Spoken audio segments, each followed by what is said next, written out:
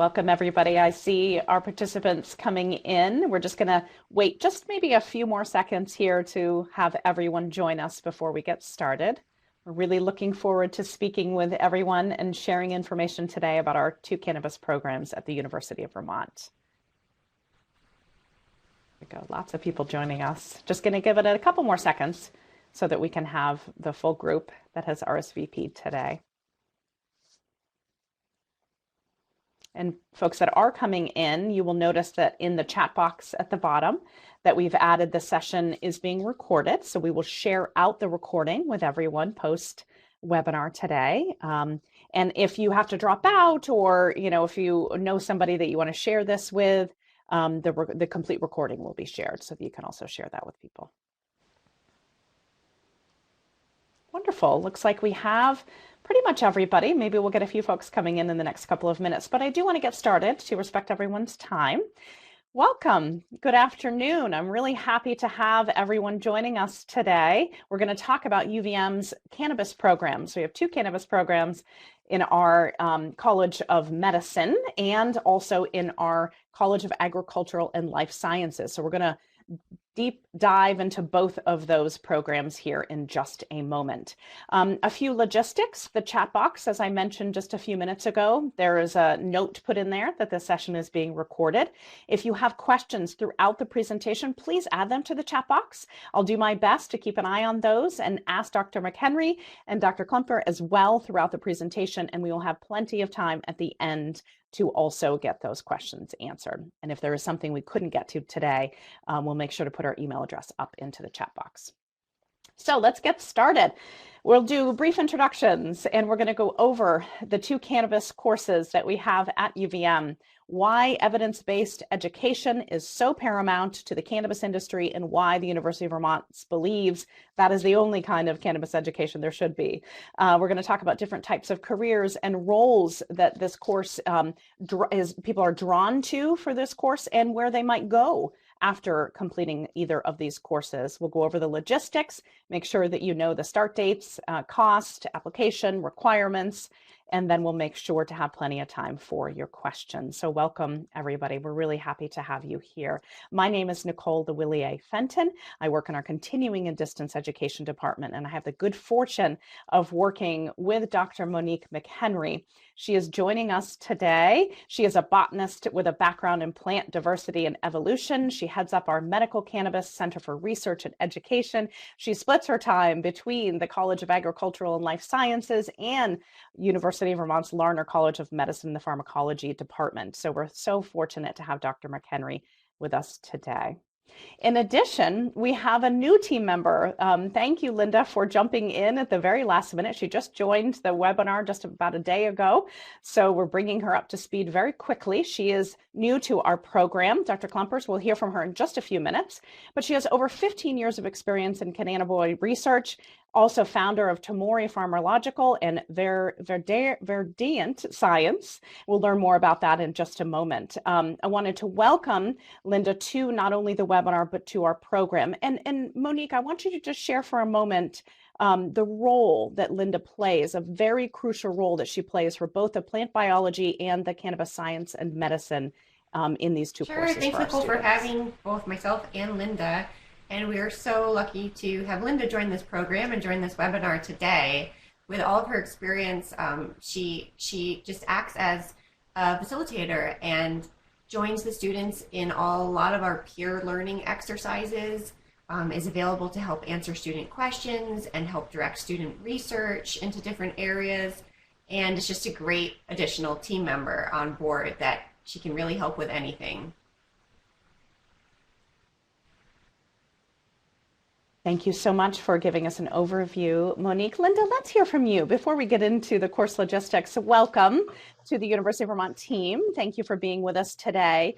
Just describe your background. I know you've been working in this industry for over 15 years. What is the kind of work that you do, and why were you drawn to this work?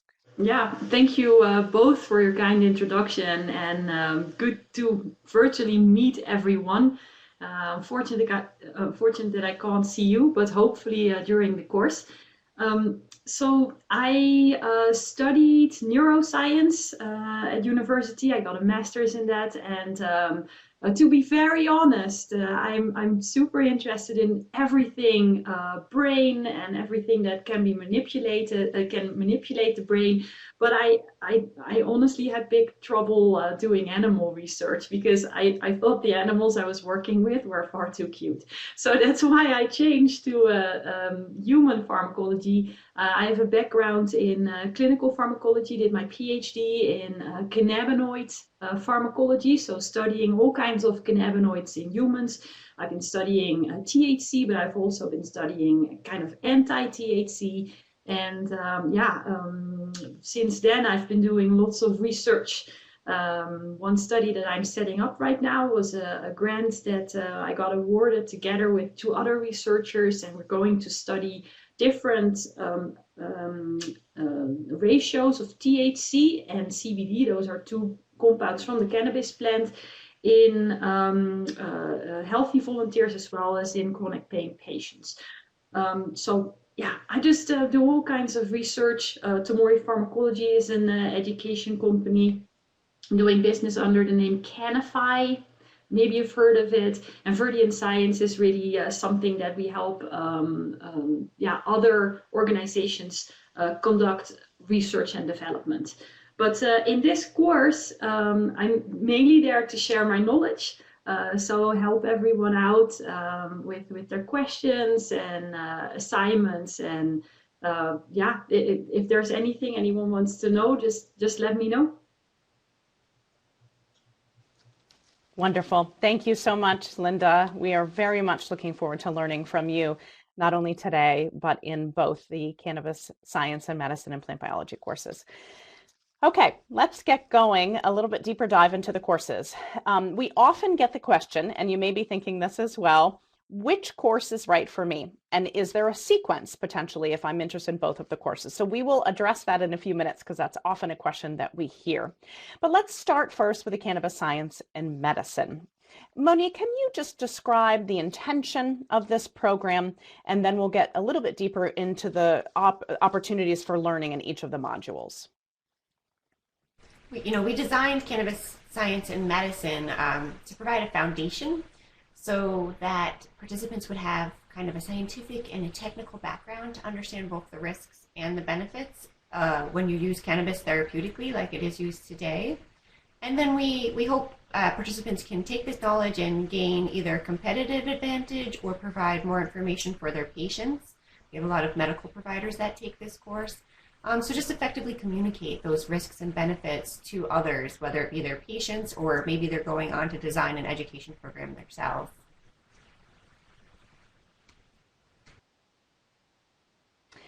Wonderful. So let's look deeper into the opportunities for learning in the different modules. And so just walk us through what the participants are seeing here on the screen and the mode that we do as well. It is 100% online.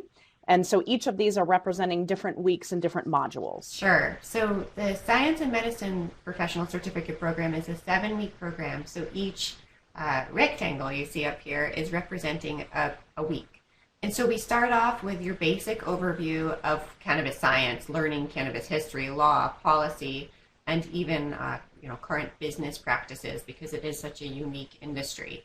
And then we dive right into the science. The next week we cover basic biology, and that includes a little bit of plant biology, even though this is the science and medicine program. And then we go into production and safety. So we talk about post-harvesting practices, including extraction and the way some of the products are made and developed in the cannabis industry today.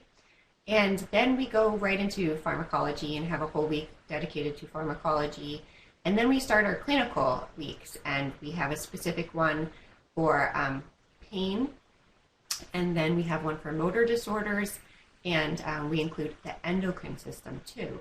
So basically our clinical modules mirror what is published in the literature. So I know there's lots of anecdotal, additional potential therapeutic uses for cannabis, but we just present what we're finding that has been published in the scientific literature. And then we finish up with what some students think is the most informative part of the course, and that is the students present. They create their own presentation, and they present, again, all online with Linda's help and my help to their peers. And that's our 7 weeks. Can you describe some of the projects that you've seen in the past? I think that's usually a question from prospective students. What kind of project could I be working on? You're right, Nicole. We actually usually get that question every webinar. And it really ranges.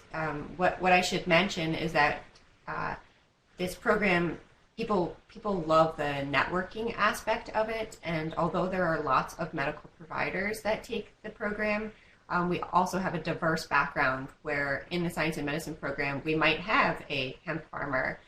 We might even have a, somebody from business and like I said, the agriculture sector. So the projects really range. A lot of people that take the program are wanting to or in the middle of cannabis research, so they might present on that. We have a lot of emergency room physicians who present on what they're finding, both risks and benefits of the use they're seeing for cannabis, perhaps in the decrease in use of opioids or perhaps in the increase of negative cannabinoid symptoms. Great. Thank you for sharing that. And we'll think about that same question as it relates to the cannabis plant biology course as well. So let's talk about that. Let's transition over to plant biology. And I think it's so paramount as well, the fact that there's always the intended outcome is using evidence-based science. And we'll dive into that in just a moment. But walk us through, what is the experience like and what is the goal for the cannabis plant biology course? Well, in the cannabis plant biology course, we designed it to prevent the same kind of foundation that we did in the science and medicine course. So you'll have a technical and a scientific background, but in this case, we want the participants to walk away with an understanding of how cannabis is grown and eventually brought all the way to market. So basically, from seed to sale, including all the factors that can affect the product during that process. For example, during the growing process, different environmental factors affect the chemicals that are produced, and then same in the storage process, and as well as the product development and manufacturing process. So we hope that people walk away with a complete understanding of what is going on in the agricultural side of the cannabis industry today. And I should mention, we do include, of course, with Linda's help, a little bit on how cannabis affects the human body, so that participants will also understand the implications that some of these changes we might see throughout the course of product development, what they might have then on the human body. Great. Thank you. And that's a wonderful lead-in as well to this next slide. So very similar to what you saw on the cannabis science and medicine, with an additional module, because this course is actually 8 weeks. And so, but there's also a little crossover as well. You're going to see some of the same history, law, policy, and business. But Dr. McHenry, walk us through the experience here for potential cannabis plant biology students. So the cannabis plant biology, like you said, Nicole, it starts off very similar. We have that every rectangle represented here is a week, and that's a complete module. And we start off with that history, law, policy, business, just to give a foundation for what's going on in the cannabis industry and why it is the way it is today. And then we dive right into the plant biology. And we spend up a week learning about ecology, evolution, diversification, taxonomy, you name it. And then we go into the plant chemicals. And the plant chemical section is also included in the science and medicine course. We do go a little bit deeper here in some of the production methods. And then we go right into agriculture. So we talk about hemp horticulture. And then the next module is what happens after harvest. So all of those post-harvest processes like extraction and different product development. And then we do have a whole week on cannabis in humans. And then we have a week on student projects. And we wrap up this program with a career development week. So we learn about different pathways people are using to enter the industry or to introduce their product line to the industry or to investors. And do you see similar types of projects in the plant biology course as you do in science and medicine, but with a slight different angle? Yes and no. I feel like I'm doing all the talking here, so maybe we should ask Dr. Klumpers what she thinks. We definitely see a lot more plant-focused and less human-focused projects, but this being Dr. Klumpers' second time, maybe we could ask her, what was your most interesting project that you found in either program, Dr. Klumpers, last time? Oh, that's so hard because yeah, it's maybe very personal as well. But one big difference that I found between the science and medicine versus the plant biology is science and medicine is very focused, actually many of the assignments, because there is of course variety, but a lot of the assignments are really focused on how can we do a particular study of effects in patients. Or how do we study these products in patients? So it's very focused on the research aspect with regards to the biology and to the patient. And in the plant biology group, I think there was a little bit more variety of projects and also more business proposals actually that were discussed. So that is one difference really. In science and medicine you saw, and this is, by the way, I'm saying that I saw this difference, but it doesn't mean that the focus of the courses is different, because you can very well, when you are business minded, participate in the science and medicine course. It was just I was there with that one group of students, and it happened to just be that in that group of students, people were very focused on the application for research, and in plant biology it was more on the application of, I developed something, I want to bring it to market, or I want to study something in my community. So it was a very it was quite a different focus. But even in plant biology, there was someone who said, I want to study cannabis in migraine. So there was overlap, but despite the overlap, you also really clearly saw differences. And then, which ones were my favorite?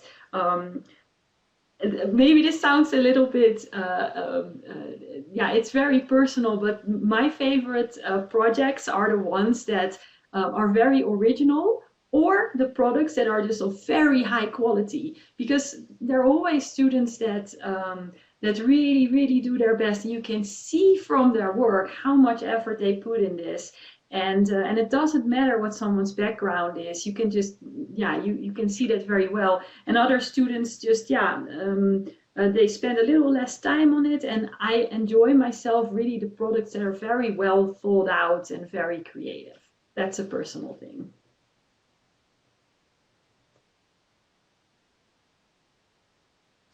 Great. Thank you for asking that question too, Monique, and that perspective. We do have a couple questions. I just wanted to touch base before we move off these detailed slides for the modules. Dr. McHenry, we have a question from Gerald that says, I would like to know if public policy will be reviewed. And could you just go a little bit deeper as to, in the first module we have in both certificate programs, history, law, policy, and business, what is the policy review that is happening? Policy review is well, honestly, it's the most difficult to educate because it changes even, in live time, especially when we're in the spring semester, because there's lots of state legislatures that are undergoing, enacting new rules and regulations during that time, especially this year, as many states are gearing up for the 2021 growing season as their first hemp growing season approved by USDA. But what we do is we review all states' laws, and then we look into their rules and regulations, and we do a little assignment with students on that. So yes, we're reviewing like the broad picture, some UN laws, but it's mostly focused on the U.S. And then we go into the different states within the U.S.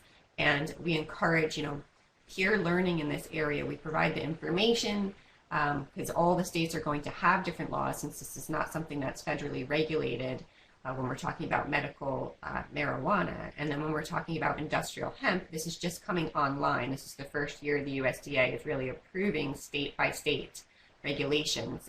And so we do, we go through each state, and that's really the meat of the policy that we cover. We can't spend an entire week on one state, and there's enough states that we just give a snapshot of each one and provide the additional information for students to look into.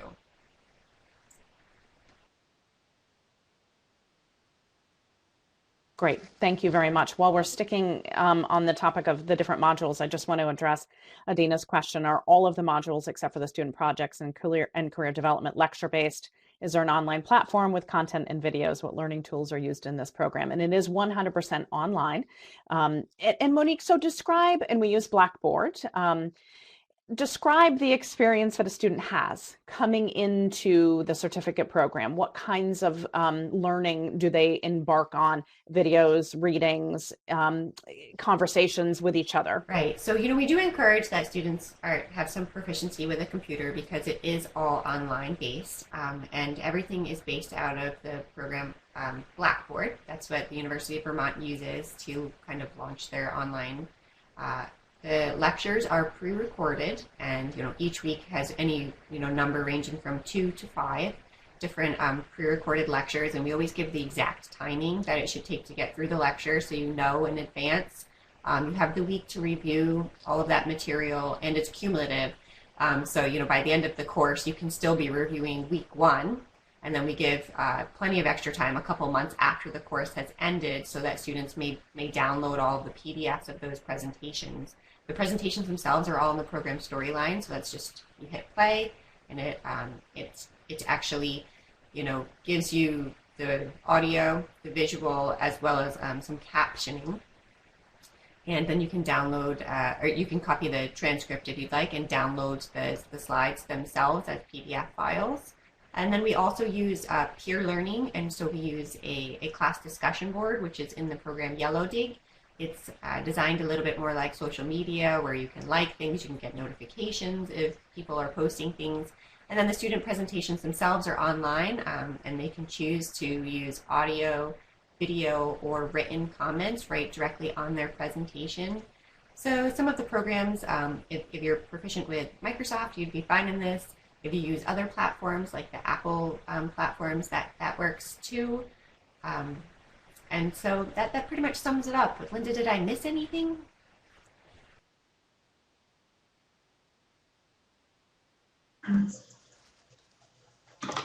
I don't think so. And Linda, thank you. She jumped in and gave an even more detailed answer to complement what Monique was saying as well. So thank you very much for that.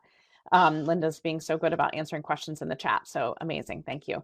And Nicole also had a question about timing of the courses. So they do run in the spring and then again in the fall. And so we usually run these two programs again in October. Sorry, Nicole, just jump in. One thing I did forget to mention is that we do have live sessions, and those are optional and they're recorded. So everything is recorded, but usually we meet every other week. This year, we decided to try an experiment just because everyone is looking for that connection. So what we're going to allow to happen is that you can meet every week by coming into the plant biology or the science and medicines live sessions. So we're going to allow all students access to both. So we're going to form a bigger cohort in a way.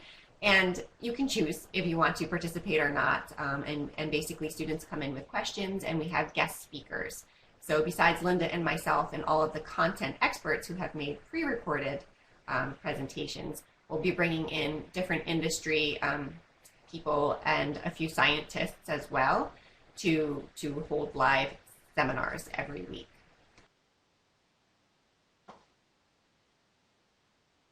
Wonderful. Thank you for raising that. I do know that the guest speakers usually are an amazing lineup of experts that you also bring into the courses. So thank you for sharing that as well. Lucas, we're going to answer that question in just a few minutes because that's a great question. We do get that a lot, either together or sequenced. And which sequence would you follow in terms of the courses? So we'll get to that. Hang on just one moment. So I want to touch on this before we just close out the presentation with some of the course logistics and answering your other questions, because this slide here is what makes UVM's program different from other programs. evidence-based cannabis education. That is the only thing that we are going to be teaching here at University of Vermont through our College of Agricultural Life Sciences and the College of Medicine. I want to hear from both of you. Monique, let's start with you. Why is this so important? And then we'll go to Linda next on her perspective. At UVM, because we were the first College of Medicine to offer a certificate in cannabis and even to offer a cannabis class. We also have one for our undergraduates and graduate students here. We were advised, and we agree 100% with it, that if we're presenting material that is available in the peer-reviewed literature, meaning it's going to have evidence and it's going to have other scientists in the community who have reviewed and agreed that this is an unbiased reporting of data, that is what we are going to use to then compile and educate our participants. And the reason why this is important is because in this industry, and just by the way, nature of the way this industry started, and the fact that this industry is operating without federal guidance at this stage, because it is still an illegal activity for people to be selling medical marijuana. There's so much anecdotal evidence, and we just don't know, which is true and which is not true.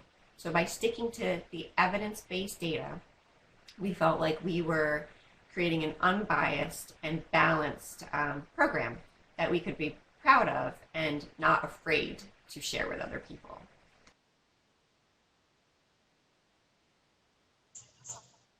Great perspective.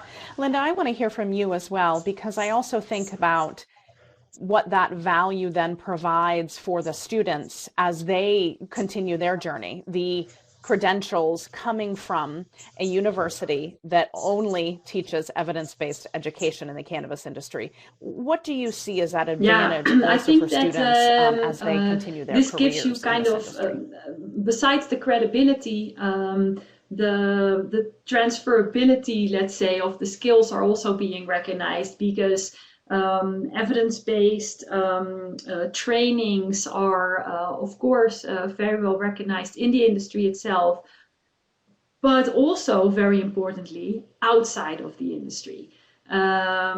If you have a passion for cannabis and try to work in that field in an ancillary industry, for example, and it can be anyone, anything, then it can be in policy for government, or that it can be in the industry, or let's say at a company that wants to dive into the cannabis industry, then it's not a very good story if you for most of these companies, if you try to convince them that you have been growing cannabis, for example, since you were young. But if you say, I actually do have a professional certificate and from this university, then that's a very different way of talking. And I'm not saying that this is a good thing or that this is a bad thing. I'm just saying that this is a fact. This is how corporate institutions look at your CV and at your experience. I have worked for an American corporate, actually, that was after I got my PhD, and they even wanted to see my high school grades. So I find it ridiculous personally, but this is how it's really good, because you are being taken serious, so to say, by very many different players, whether you like it or not. But that's just factually the case. And besides that, I also just want to make a small, two small other comments.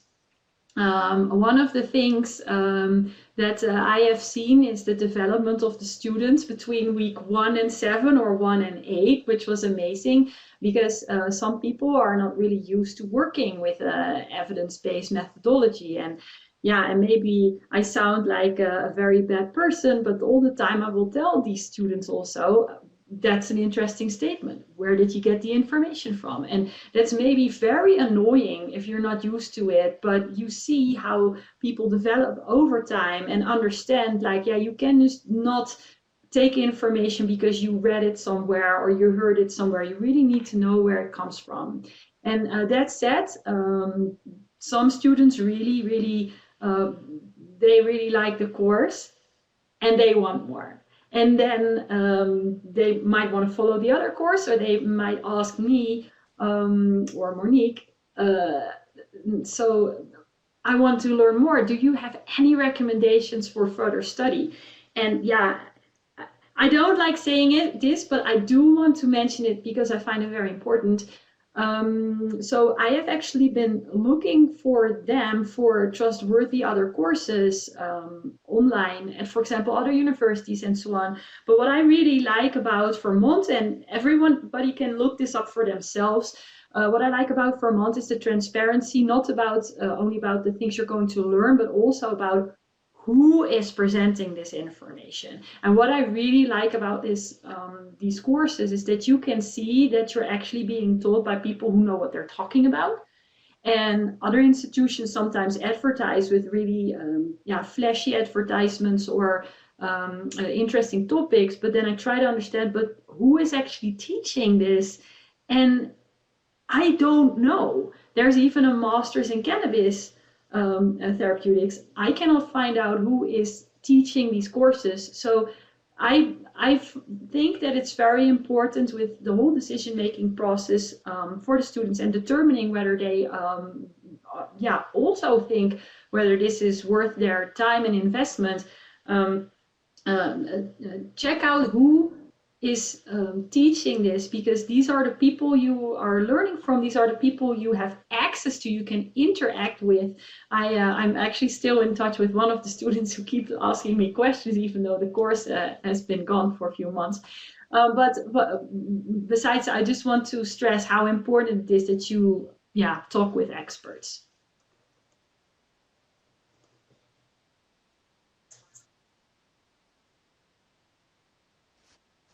And the experts that we have in this program are absolutely amazing. So thank you for sharing that.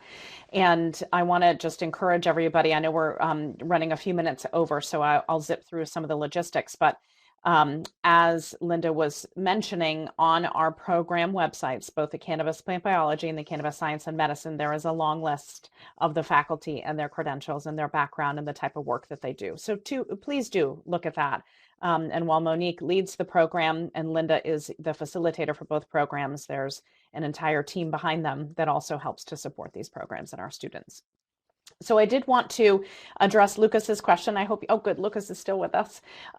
We get this question a lot. Can you do both the programs at the same time? Is there a sequence if you wanted to do one and then the other? Dr. McHenry, what is your response to that question? Those two questions. Do that. You would have to acknowledge you're taking two programs that we're gauging, 5 to 10 hours a week. So you might be working up to 20 hours a week on these programs. To earn a certificate, you have to get 70%, and there's assignments, there's work to be done. So it's a commitment if you take both simultaneously. There is some material, especially at the very beginning, that is shared between both. But then as we dive deeper into knowledge about the cannabis effects on the human body in science and medicine and plant biology, you will have two diverging courses that are talking about different things. If you choose to take one, the one I would recommend to take first would be Cannabis Plant Biology. And we're in the process of updating our a la carte modules, and those will all be more human than cannabis. We used to offer continuing medical education accreditation for taking the a la carte modules, one, up to somewhere worth, anywhere from 1 to 2 CME credit hours. And we're working on updating those right now.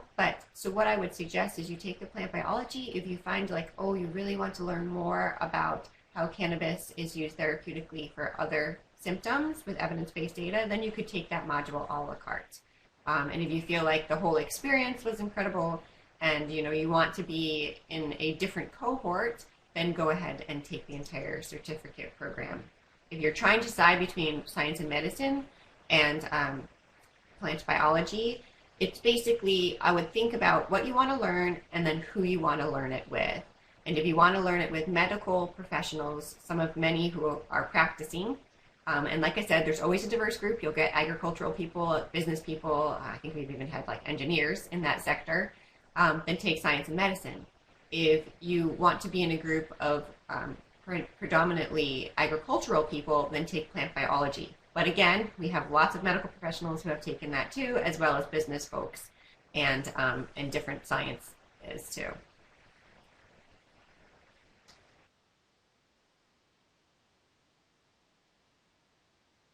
Great, thank you. So really it's lots of options to consider. Hopefully that helps Lucas as well.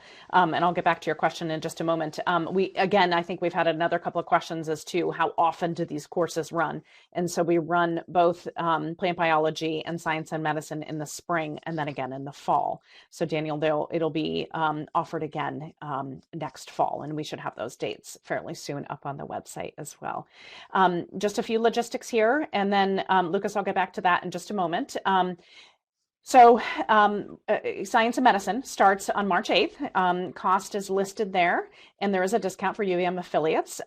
There is, and we get this question a lot too, the requirements at the bottom, bachelor's degree, and I think that isn't usually as much of the question. It was completed college level foundational science courses in biology or chemistry. Some people say, I didn't have that.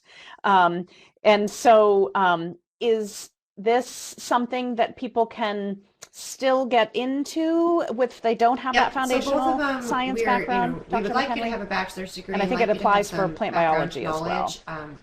And especially with the science and medicine program, if you don't have that, we will still let you enter the program. We do review it. It's a case-by-case decision. But, most likely if you're enthusiastic and interested, we will allow you in the program. But you'll be responsible for getting yourself up to speed to be able to understand the information we are talking about. So basically, the programs are designed that somebody coming in does have a level of background. But it's not prohibitive where if you don't have that level of background, you could get yourself up to speed, but you would be having to put in a little bit more time and effort, especially at the beginning.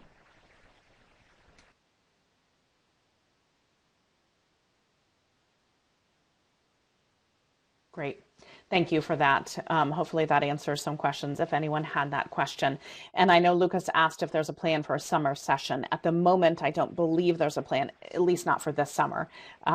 We don't know what may happen in the future, but at the moment, during McHenry, yes. I believe we're just on target to have another course offering in both in the fall. Is that correct? And part of the reason is it's the growing season. And I do research in hemp, and I am busy during then. But perhaps when we can all be together again, we will have some kind of offering in the summer that's more in person. So, we look forward to that, but not this summer.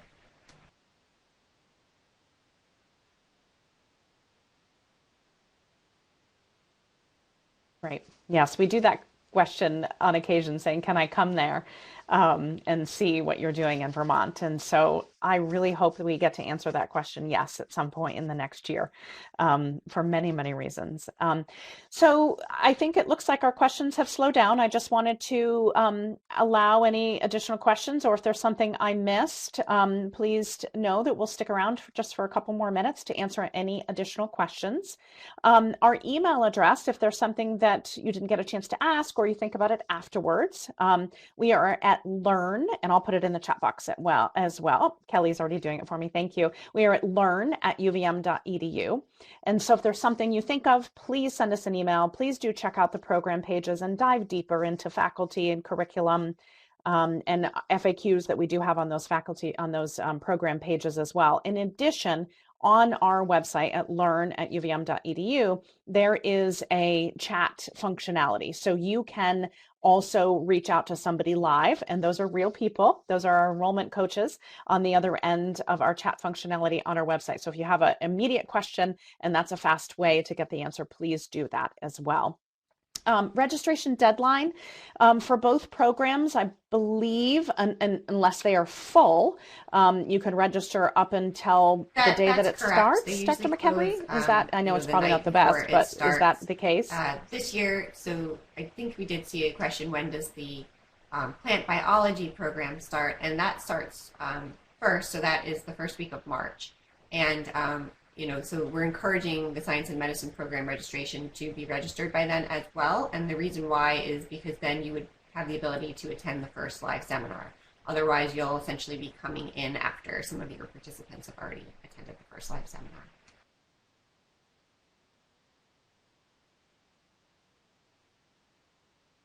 Yes, and we do have limited capacity. So we're not full yet, but hopefully after today, after engaging and talking with everybody today, we'll fill those classes right up. And so if it's something you're interested in, I do encourage you to jump on the website, see if there's anything else that you might be wondering about, any additional questions, and then put in that application to join our program. I think our questions are, oh, we have one more question. I just want to give Sharon just a moment. But thank you, Linda. I know that you jumped into this just at the last minute, so I really appreciate you taking the time and in general joining our program. We're so thankful to have you, and the students will learn so much from you.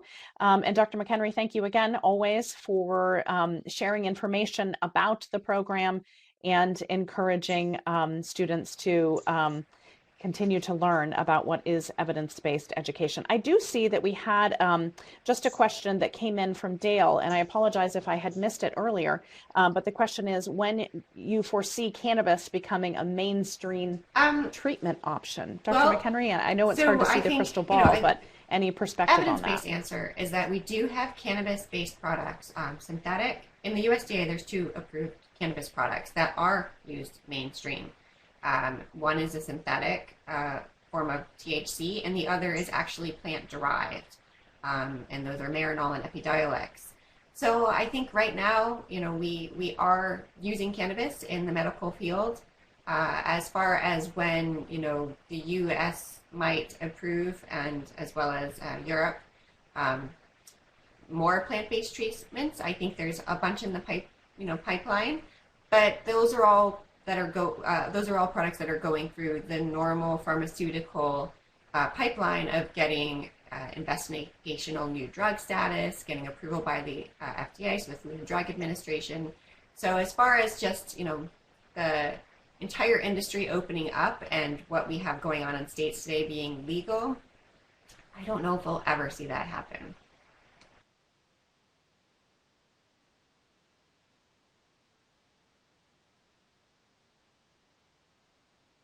Thank you for that perspective and that great question. And I do have one other, thank you, Catherine, for raising your hand. And then I think we're both typing at the same time. I see your question in there. Do the modules ever get credited toward the certificate program? So the standalone a la carte no, we don't do modules. That. And partly the reason is, the certificate program has assignments in it where the modules just have an assessment quiz at the end.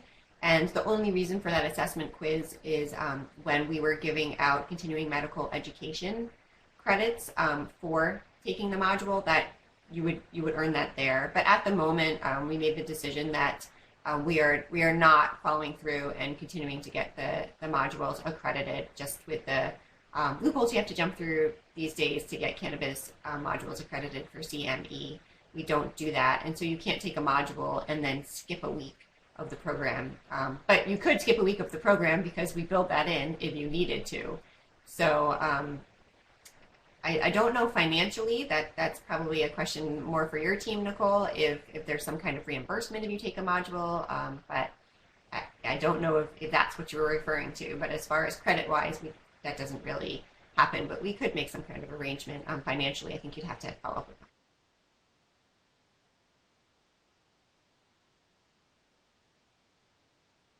Great. Yes, thank you. Yes, I would highly recommend, Catherine, just any other questions that you might have that are specific to the modules and anything related to your situation. Our enrollment coaches would be the best ones to help you. So jump on chat on our website. They can speak with you immediately, or please email us and we'll make sure that someone follows up.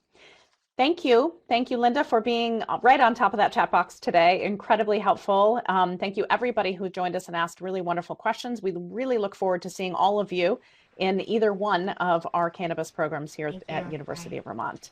Dr. McHenry, Dr. Klumpers, thank you very much. And I hope everybody has a great afternoon. Take care.